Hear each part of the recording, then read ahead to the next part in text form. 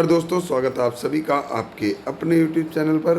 और आज शिक्षा निदेशालय राष्ट्रीय राजधानी क्षेत्र दिल्ली द्वारा कक्षा 10वीं के लिए एक कार्यपत्रक भेजा गया है, यानी कि वर्कशीट हिंदी विषय में 18वां 16/8/2021 के लिए, जो कि ये कार्यपत्रक है। और इससे पहले सत्र आ चुके हैं। आगे देखते हैं इसमें क्या लिखा है, इस कार्यपत्रक में आपके लिए क्या दिया गया है, इसके बारे में देखते हैं। कि सबसे पहली पंक्ति पढ़ते हैं। प्यारे बच्चों, आज हम परिश्रम के बारे में एक गद्यांश पढ़ेंगे और पूछे गए प्रश्नों के उत्तर देने का प्रयास करेंगे।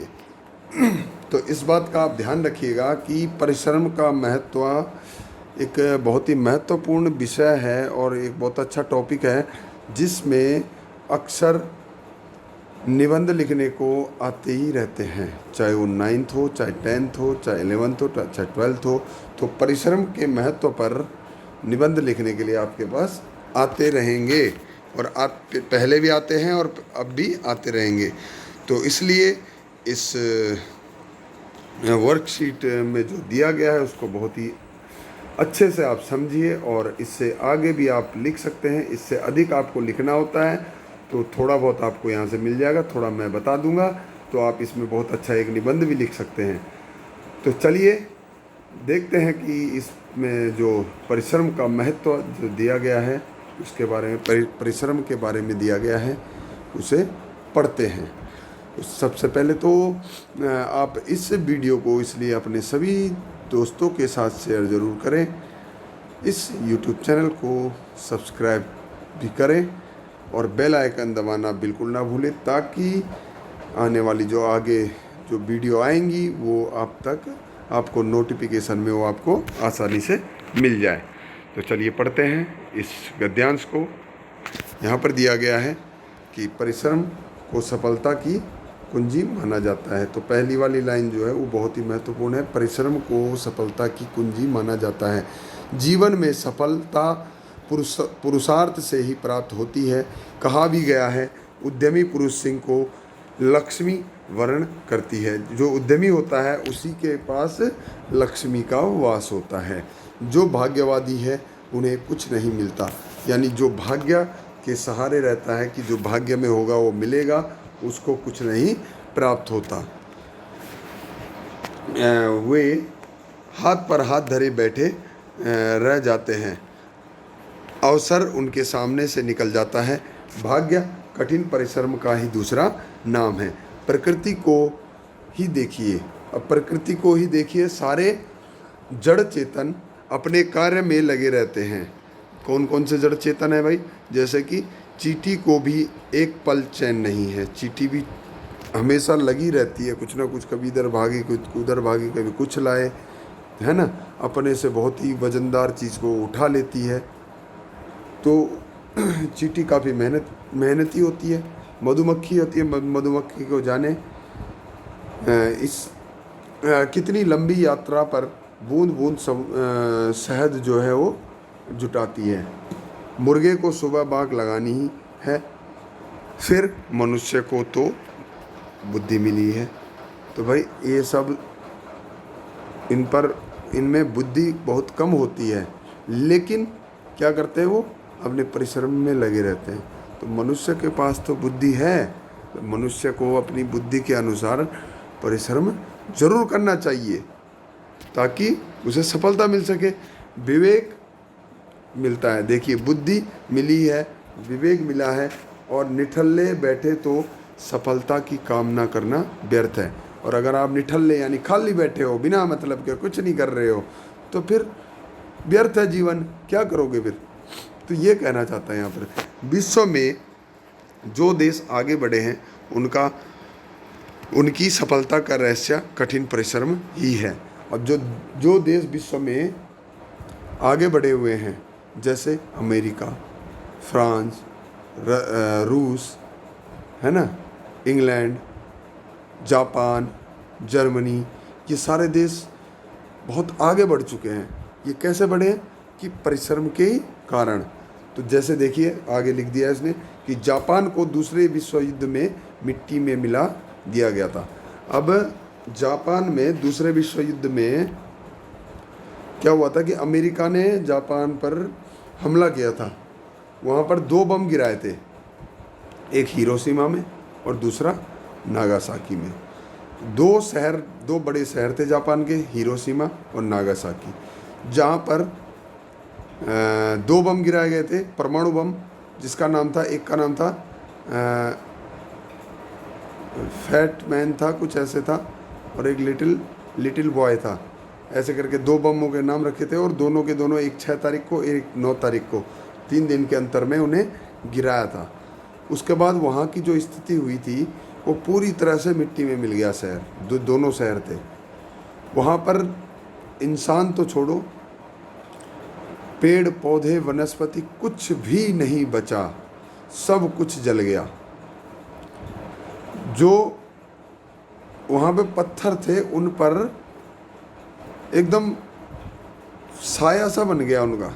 वो जब जल गए वहीं पे आदमी, तो आदमियों के साये से बिल्कुल पत्थरों पे चिपके हुए मिले थे। तो बहुत बुरी स्थिति थी, बहुत सारे लोग मारे गए, पूरी तरह से जापान एकदम ख़त्म हो चुका था, मिट्टी में मिल चुका था। क्योंकि उस समय पर जापान एक बहुत ताकतवर देश हुआ करता था उस समय भी। तो अमेरिका ने क्या सोचा कि जापान को पहले तहस नहस कर दिया जाए, और ये तहस नहस हो गया तो फिर क्या होगा, फिर ये युद्ध समझ लो ख़त्म ही हो जाएगा। और हुआ भी ऐसे ही, जापान पूरी तरह से तबाह हो गया और युद्ध भी समाप्त होने लगा। सारे देश अपने आप ही चुप बैठ गए, जापान को तो बैठना ही था, ठीक है। जर्मनी हो गया, सारे के सारे देश शांत हो गए, पूरा युद्ध खत्म हो गया उसी परमाणु बम के साथ। तो मिट्टी में मिल गया था। वहाँ की अर्थव्यवस्था जो थी वो छिन्न भिन्न हो गई थी, क्योंकि अर्थव्यवस्था उनकी वहीं उन्हीं शहरों से चलती थी। दिन रात जी तोड़ श्रम करके वह पुनः विश्व के प्रमुख औद्योगिक देश बन गया। अब देखिए 1945 में ये घटना हुई थी, और 1945 से लेकर अब तक जापान कितनी आगे पहुंच गया है। विश्व के जो बड़ी अर्थव्यवस्थाओं वाले देश है, विकसित देश हैं, उनमें उसकी गिनती होती है जापान की। विश्व में कोई भी चीज़ नया आविष्कार होता है तो वो जापान में होता है। गाड़ियाँ देख लीजिए, मोबाइल देख लीजिए, कोई भी टेक्नोलॉजी हो, अंतरिक्ष के क्षेत्र में हो, बुलेट ट्रेन के क्षेत्र में हो, सारी चीज़ें जापान ने बहुत ही तेज़ी के साथ विकसित कर ली। क्यों करी? क्योंकि उन्होंने जी तोड़ मेहनत करी, जी तोड़ श्रम किया। आज इसीलिए वो प्रमुख औद्योगिक देश बन गया। बड़े बड़े धन कुबेर किसे कहा जाता है? जिनके पास बहुत अधिक धन है, ठीक है। निरंतर श्रम से ही असीम संपत्ति के स्वामी बने हैं। अब जो बड़े बड़े धन कुबेर हैं उनके पास इतनी संपत्ति कैसे आई? क्योंकि उन्होंने जी तोड़ मेहनत करी, इसलिए वो क्या बने हुए? मालिक बने हुए, स्वामी बने हुए। किसके? असीम संपत्ति के। अब जैसे फोर्ड को ले लीजिए, फोर्ड साधारण मैकेनिक था। अब फोर्ड किसकी बात हो रही है? एक फोर्ड की गाड़ी आती है, आपने देखा होगा, फोर्ड की गाड़ियाँ होती है, बहुत अच्छी अच्छी गाड़ियाँ हैं उसकी। वो एक साधारण सा मैकेनिक था, और उसने मेहनत करी और एक कंपनी बनाई, वहाँ से उसने गाड़ियाँ बनानी शुरू करी। आज विश्व में जो मुख्य कंपनियाँ हैं किसकी? ऑटोमोबाइल की, तो उसमें फोर्ड सबसे आगे मिलेगा। धीरूभाई अंबानी को लगाइए आप। धीरूभाई अंबानी एक शिक्षक थे, ठीक है, शिक्षक थे, और उन्होंने खूब मेहनत करी, और आज जो उनकी कंपनी है रिलायंस, आप सभी परिचित हैं। धीरूभाई अंबानी के 2 बेटे, अनिल अंबानी, मुकेश अंबानी, उनको भी आप जानते ही होंगे। रिलायंस कंपनी को आप जानते हैं, जियो कंपनी आप जानते ही हैं, ठीक है। मुंबई इंडियंस IPL में टीम है, वो किसकी है? अंबानियों की है, अंबानी की। तो धीरूभाई अंबानी ने भी जी तोड़ मेहनत करी, और आज इतनी बड़ी भारत की जो टॉप की कंपनी है, भारत ही नहीं दुनिया की जो टॉप की कंपनियां जो होती है, उनमें सबसे आगे वो मिलेंगे। दुनिया में 9वें 10वें नंबर पर उनके धीरूभाई अंबानी के जो बेटे हैं उनका नाम है अमीरों में। एशिया में सबसे बड़े अमीरों में उनका नाम है। तो कैसे हुआ? क्योंकि उन्होंने जी तोड़ मेहनत करी, ठीक है, परिश्रम किया। आगे देखिए, लगन और दृढ़ संकल्प परिश्रम को सार्थक बनाता है। तो लगन होनी चाहिए और दृढ़ संकल्प होना चाहिए आपके मन में। भारतीय कृषक के परिश्रम का ही फल है कि देश में हरित क्रांति हुई। अमेरिका के सड़े गेहूं से पेट भरने वाला देश आज गेहूं का निर्यात कर रहा है। अब देखिए, हमारा देश यहाँ पर बहुत भुखमरी थी पहले, तो क्या हुआ कि बोला अनाज मंगाना है, तो कहाँ से मंगाया? अमेरिका से मंगाया।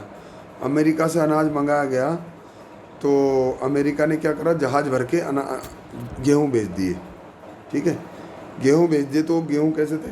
एकदम सड़े हुए गेहूँ थे, तो भारत में आ गए। तो फिर क्या हुआ कि उस समय प्रधानमंत्री कौन थे?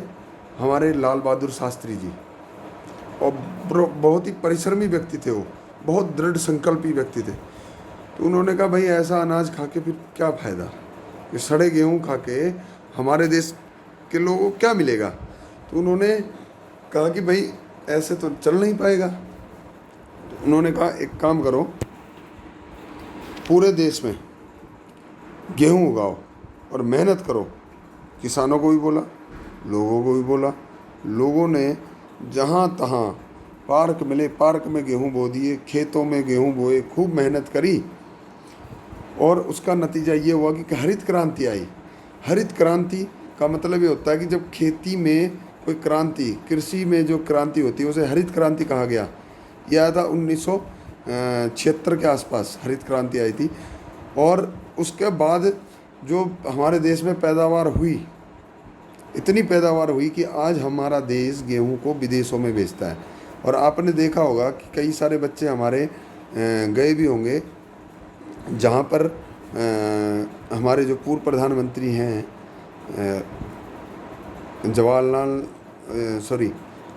लाल बहादुर शास्त्री जी का जो निवास था, वहाँ पर कई बच्चे गए होंगे। वो एक म्यूजियम बनाया गया है, लाल बहादुर शास्त्री म्यूजियम, वहाँ पर गए होंगे।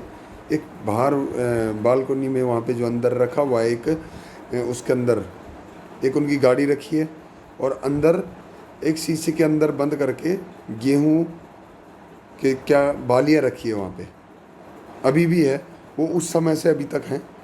तो वो क्यों रखी गई है? क्योंकि लाल बहादुर शास्त्री जी ने प्रेरित किया था कि भाई गेहूँ को उगाओ, हमें विदेश से, अमेरिका से सड़े हुए गेहूँ लाने की आवश्यकता नहीं है, हमें नहीं ज़रूरत उनकी। तो फिर उन्होंने वहाँ से हमारे देश में हरित क्रांति आई। तो आगे देखिए, उन्नत औद्योगिक देश भी हमारे वैज्ञानिक उपकरण खरीद रहे हैं, और जो हमारे देश में जो उपकरण बनाए जा रहे हैं वो अब बड़े बड़े देश खरीद रहे हैं। आपने सुना होगा ब्रह्मोस मिसाइल हमारे देश ने खुद बनाया, उसको आज कई सारे देश बोल रहे कि हमें भी चाहिए वो। ठीक है, तेजस जहाज़ बनाया था, लड़ाकू विमान जो है, लड़ाकू जहाज़, उसकी मांग आज अमेरिका में भी हो रही है। भाई उसको अमेरिका भी खरीदने को तैयार है, और न जाने कितने देश उसे खरीदना चाहते हैं। और अंतरिक्ष के क्षेत्र में हमारे देश ने इतनी बड़ी सफलता प्राप्त करी कि विश्व में पहला देश बना था जिसने 104 उपग्रह एक साथ अंतरिक्ष में लॉन्च कर दिए थे, और अलग अलग देशों के। और इसी वजह से कई सारे देश आज भारत की तरफ देखते हैं कि भारत, हमारे देश के वैज्ञानिकों को बोलते हैं कि भाई हमारा भी उपग्रह अंतरिक्ष में भेज दीजिए। क्योंकि सफलता तभी मिलती है जब वो मेहनत करते हैं। और हमारे देश के वैज्ञानिकों ने इतनी मेहनत करी, जो हमारे इसरो के जो चेयरमैन हैं उनका नाम है के सिवान जी ने, और उनके जो सहयोगी, उनकी टीम है जो वैज्ञानिकों की, उन्होंने इतनी मेहनत करी कि पूरा विश्व आज हमारे देश के वैज्ञानिकों को कहता है कि हमें भी अंतरिक्ष में पहुंचा दो, हमारे उपग्रह भी अंतरिक्ष में पहुंचा दो।